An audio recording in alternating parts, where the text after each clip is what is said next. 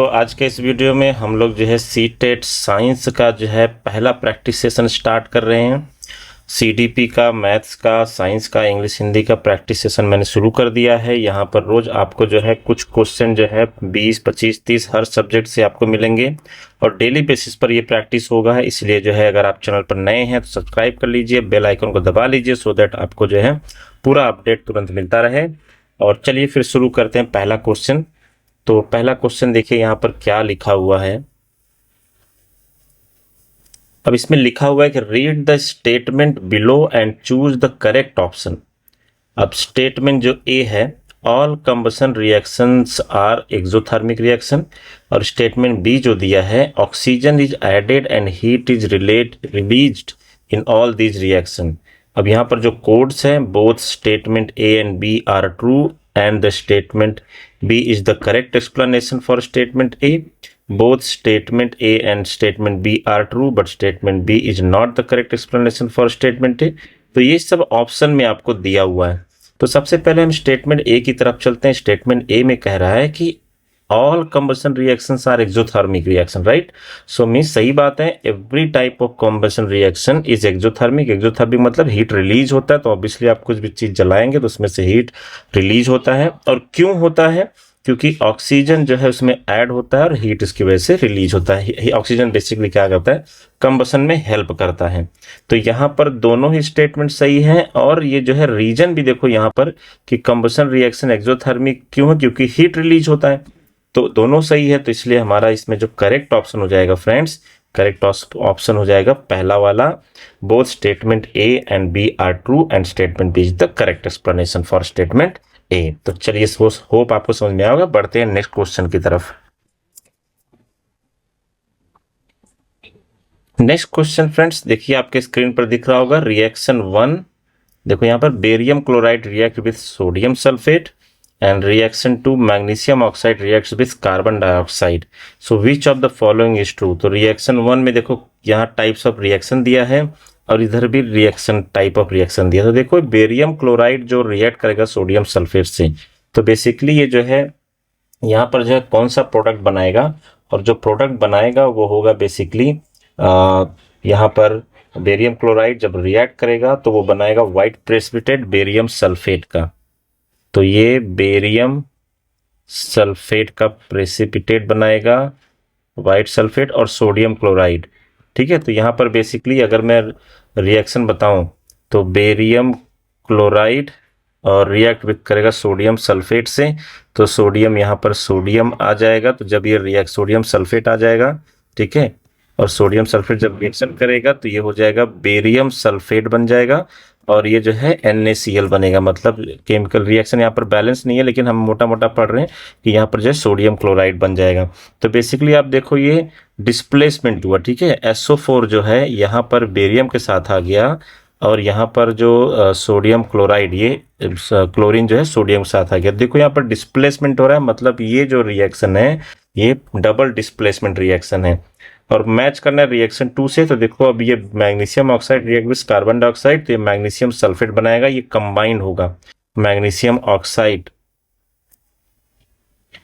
जब वो कंबाइंड हो रिएक्ट करेगा कार्बन डाइऑक्साइड से, ठीक है, तो ये मैग्नीशियम सल्फेट बनाएगा। तो मैग्नीशियम बेसिकली यहाँ पर मैग्नीशियम कार्बोनेट, मैग्नीशियम ऑक्साइड जब रिएक्ट करेगा तो ये बनाएगा जो है मैग्नीशियम कार्बोनेट, ठीक है। तो ये बेसिकली कॉम्बिनेशन रिएक्शन होगा, कंबाइन हो जाएगा आगे जाके। तो यहाँ पर जो हमारा जो ऑप्शन 2 है ना, ये डबल डिस्प्लेसमेंट कॉम्बिनेशन, यही हमारा क्या होगा, सही ऑप्शन होगा। कि तो ये वाला डबल डिस्प्लेसमेंट रिएक्शन है फ्रेंड्स, और ये वाला कॉम्बिनेशन रिएक्शन है, कॉम्बिनेशन होगा यहाँ पर। चलिए फिर हम लोग नेक्स्ट क्वेश्चन की तरफ बढ़ते हैं। नेक्स्ट क्वेश्चन देखो क्या दिया है, read the statement below and choose the correct option. Statement A है physical changes are always reversible, और दूसरा जो दिया है no new product is found in a physical changes. तो फ्रेंड देखो असर्शन रीजन टाइप जो क्वेश्चन ना ज़्यादा पूछे जा रहे हैं, इसलिए ऐसे क्वेश्चन को हमें ज़्यादा प्रैक्टिस करना पड़ेगा, इसलिए मैंने सब क्वेश्चन डाले हैं इंपॉर्टेंट। तो यहाँ पर जो है जो दिया है आपको, वहाँ पर कौन सा जो है करेक्ट है। तो देखो physical changes are always reversible. सही बात है, फिजिकल चेंजेस को हम लोग फिर से रिवर्स कर सकते हैं by putting proper condition, and no new product is formed in a physical change. तो बेसिकली फिजिकल चेंज का डेफिनेशन ये है कि नया कुछ भी नहीं बनता है, ठीक है। तो इसलिए यहाँ पर जो आपका दोनों सही है, ठीक है, बट रिवर्सिबल है। तो अब इसमें जो है आपका जो करेक्ट ऑप्शन हो जाएगा वो both statement A and statement B are true, but statement B is not correct explanation for statement A, ठीक है। ये तो डेफिनेशन है बेसिकली फिजिकल चेंजेस का, और ये है जो है physical changes are always reversible, उसकी प्रॉपर्टी है, ठीक है। तो इसमें प्रॉपर एक्सप्लेनेशन नहीं है दोनों स्टेटमेंट के बीच में, तो इसलिए जो है करेक्ट एक्सप्लेनेशन नहीं है, ये जो है हमारा करेक्ट ऑप्शन हो जाएगा। तो बढ़ते हैं नेक्स्ट क्वेश्चन की तरफ फ्रेंड्स।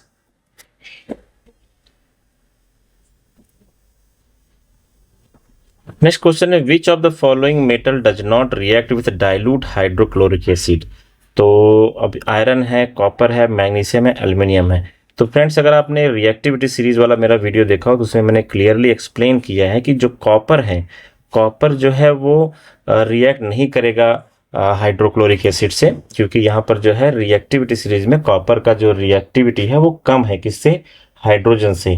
तो जो भी दिया है ऑप्शन इसमें से copper does not react with dilute hydrochloric acid because copper is less reactive than hydrogen and hence it can not displace. तो ये जो है डिस्प्लेस नहीं कर पाएगा, तो यही हमारा करेक्ट ऑप्शन हो जाएगा कि copper will not react with dilute hydrochloric acid. बढ़ते नेक्स्ट क्वेश्चन की तरफ। तो नेक्स्ट क्वेश्चन देखो क्या दिया है कि which of the following is are inorganic impurities of sewage. तो यहाँ पर हमारा जो ऑप्शन है यूरिया है, फॉस्फेट है, पेस्टिसाइड है, वेजिटेबल वेस्ट है। तो फ्रेंड्स इसमें देखो यूरिया जो है बेसिकली आपका जो है यहाँ पर ऑर्गेनिक वेस्ट में आ जाता है, ठीक है। तो क्वेश्चन में क्या पूछा, which of the following is are inorganic impurities, ठीक है। तो ये ऑर्गेनिक में है, पेस्टिसाइड भी ऑर्गेनिक में आता है, वेजिटेबल भी ऑर्गेनिक में आता है, और जो इनऑर्गेनिक जो हमारा वेस्ट होता है, ठीक है, इसमें बेसिकली जैसे मेटल्स हो गया, फॉस्फेट हो गया, नाइट्रेट हो गया। मैं यहाँ पर लिख देता हूँ मेटल्स, फॉस्फेट, नाइट्रेट, ये सब जो है इनऑर्गेनिक इम्प्योरिटीज में आते हैं। तो यहाँ पर हमारा जो है करेक्ट ऑप्शन हो जाएगा B, that is only B यहाँ पर जो है करेक्ट। बाकी सब जो है ऑर्गेनिक वेस्ट, वेजिटेबल ऑर्गेनिक है, ठीक है। यूरिया जो है, यूरिक एसिड जो है, ये सब ऑर्गेनिक में आ जाता है, पेस्टिसाइड में ऑर्गेनिक वेस्ट होता है। तो ये हमारा ओनली बी जो है करेक्ट ऑप्शन हो जाएगा।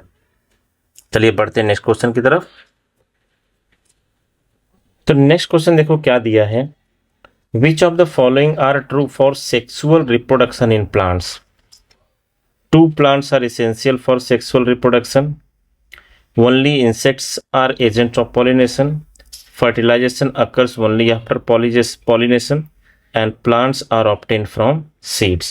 तो फ्रेंड्स यहाँ पर सेक्सुअल रिप्रोडक्शन इन प्लांट्स के बारे में पूछा गया। सेक्सुअल रिप्रोडक्शन इन प्लांट्स वाला पार्ट मैंने बहुत अच्छे से अपने वीडियो में एक्सप्लेन किया है, मैं कमेंट बॉक्स में लिंक लगा दूंगा, वहाँ से भी आप जब पिन कर दूंगा तो वहाँ से भी आप वीडियो देख सकते हैं कि इसमें जो टू प्लांट्स आर इसेंशियल जरूरी नहीं है, ए सेक्सुअल और बाइसेक्सुअल रिप्रोडक्शन होता है प्लांट्स में, तो ये तो स्टेटमेंट निकल गया, गलत हो गया।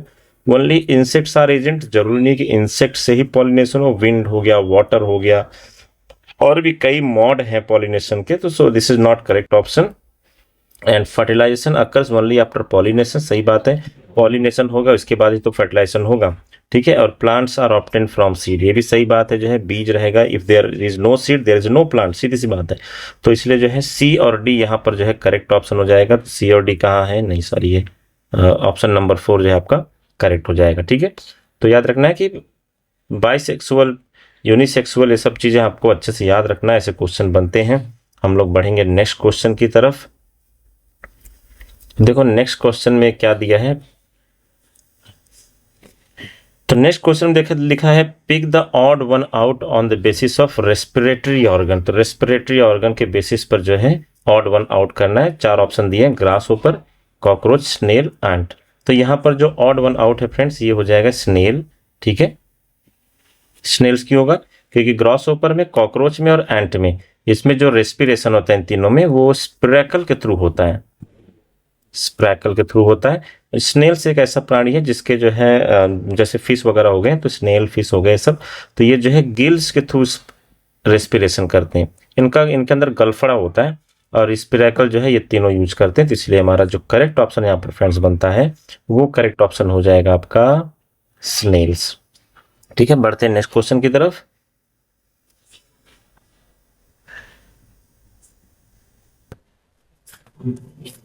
तो नेक्स्ट फ्रेंड देखो फ्रेंड्स क्या दिया हुआ है next question, arrange the following statement in the correct order. पहला स्टेटमेंट क्या, urine stored in urinary bladder is passed out through the urinary opening at the end of the urethra. Ureters carry urine to urinary bladder. Useful substances are absorbed back into the blood. Blood containing useful and harmful substance reaches kidney for filtration. Waste dissolved in water is filtered out as urine in the kidneys. तो इसमें हमें correct order में लगाना है, मतलब जो भी process होता है यूरिनरी ब्लैडर में ब्लड का और इसके थ्रू वेस्ट प्रोडक्ट तक लेकर जो है मतलब यूरिनेट करने तक हमें करेक्ट ऑर्डर में लगाना है। तो चलिए करेक्ट ऑर्डर में एक एक करके लगाते हैं, फिर देखते हैं कौन सा ऑप्शन करेक्ट मैच कर रहा है। फ्रेंड्स देखो सबसे पहले तो जो ब्लड होगा उसमें जो है यूजफुल और हार्मफुल सब्सटेंस होंगे। तो पहला देखो blood containing useful and harmful substance reaches kidney for filtration. ठीक है, तो फिर अब इसके बाद क्या होगा, तो इसके बाद देखो यूरिन, अब देखो यूजफुल और हार्मफुल दोनों पहुंच गए। तो अब इसमें क्या होगा, यूजफुल एब्जॉर्ब कर लिया जाएगा, हार्मफुल जो है वेस्ट में चला जाएगा। तो देखो यहाँ पर लिखा useful substance are absorb back into the blood, blood में चला जाएगा। ठीक है, और इसके बाद फिर क्या होगा, तो जो वेस्ट जो बचेगा उसका क्या होता है, तो देखो waste dissolve in water is filter out as urine in the kidneys. ठीक है, और इसके बाद फिर ureters carry urine to the urinary bladder, filter out as urine in the kidney. तो फिल्टर होने के बाद क्या होगा, जो हमारा जो यूरेटर्स जो होगा वो कैरी करेगा urine to urinary bladder, urinate के लिए। ठीक है, और इसके बाद फिर urine stored in urinary bladder is passed out through the urinary opening at the end of urethra. सीधा सा है। तो सबसे पहला हमारा वाला ये वाला हो गया फर्स्ट, मतलब यहाँ पर लिखता हूँ ये फर्स्ट हो गया, और फिर ये दूसरा वाला ये सेकेंड। अब देखो डी सी से कुछ मैच कर रहा है क्या, तो ये डी सी, तो देखो थर्ड वाला ऑप्शन ये टी सी ई बी ए, तो यही हमारा जो है करेक्ट ऑप्शन हो जाएगा फ्रेंड्स। तो चलिए बढ़ते हैं नेक्स्ट क्वेश्चन की तरफ।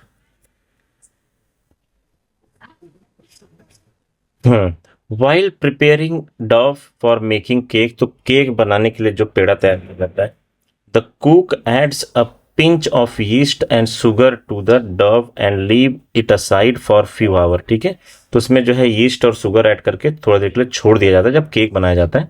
Why does the Dove smell सोर आफ्टर फ्यू आवर्स, तो बेसिकली यहाँ पर जो है फर्मेंटेशन होता है इसके लिए ये करता है। देखते हैं कौन सा करेक्ट ऑप्शन है, due to production of carbon dioxide, due to production of alcohol, due to addition of sugar to yeast, due to production of lactic acid. तो इसमें से कौन सा करेक्ट ऑप्शन है वो हमें सिलेक्ट करना है।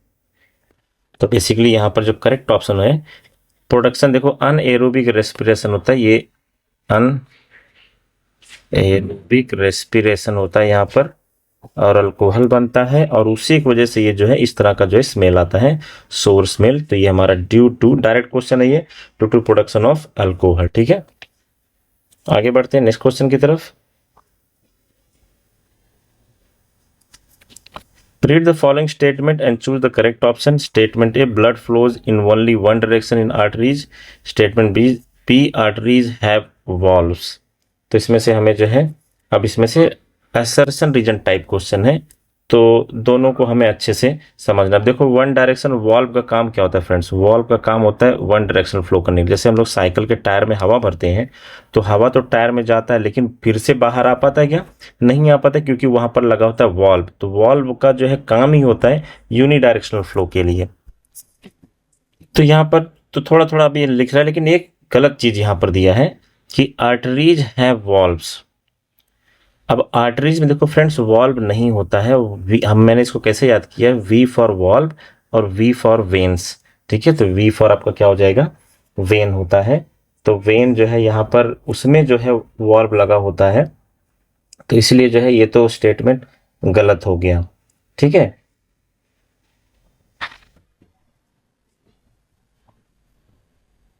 तो इसलिए हमारा जो करेक्ट ऑप्शन हो जाएगा यहाँ पर ऑप्शन नंबर जो है 3 हो जाएगा, इसको याद रखना है, V for veins, V for valve, मतलब वॉल्व जो किस में लगा होता है, आर्टरीज में नहीं लगा होता है, और जो है जो वेन्स में होता है ना, वेन्स, तो वेन्स में जो है वॉल्व लगा होता है, ऐसे वी से याद रखना है, ठीक है।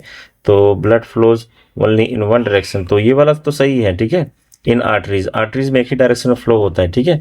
बट वॉल्व जो लगा होता है ना, वो इसमें वेन्स में होता है, ठीक है। तो आगे बढ़ेंगे नेक्स्ट क्वेश्चन की तरफ।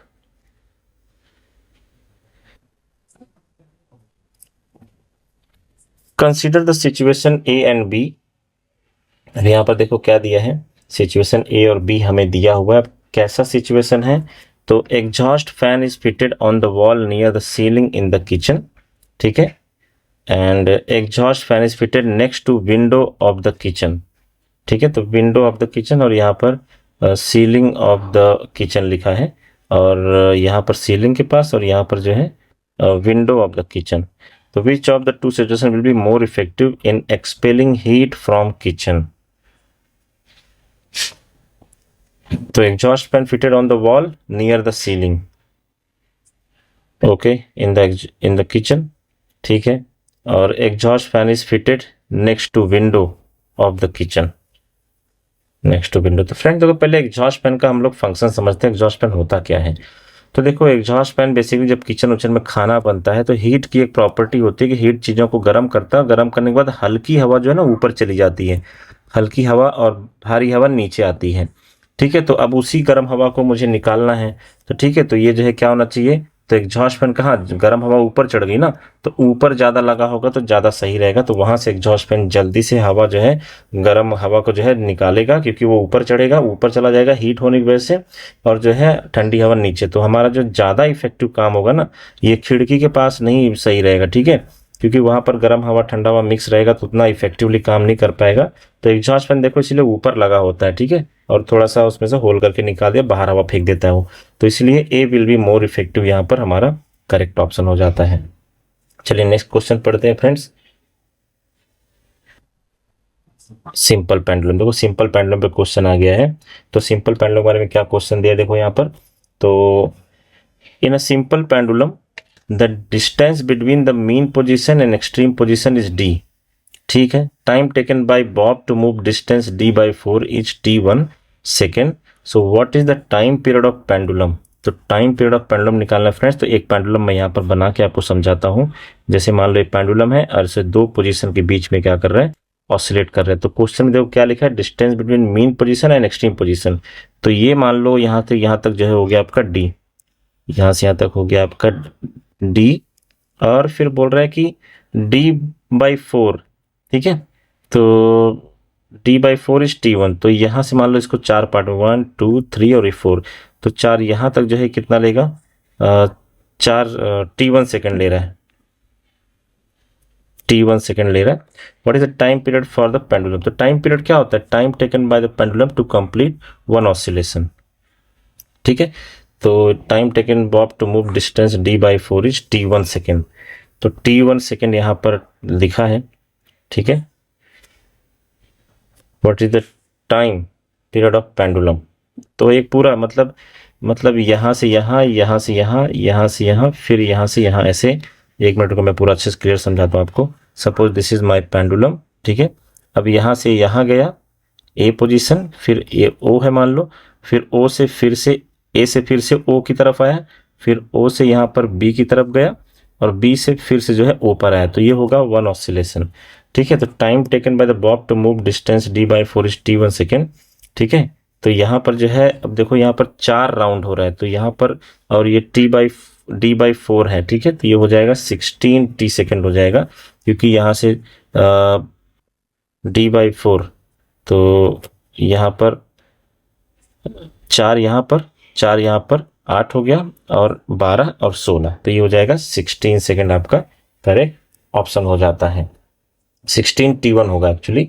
तो यहाँ पर हमारा जो है करेक्ट ऑप्शन क्या हो जाएगा, 16 t1।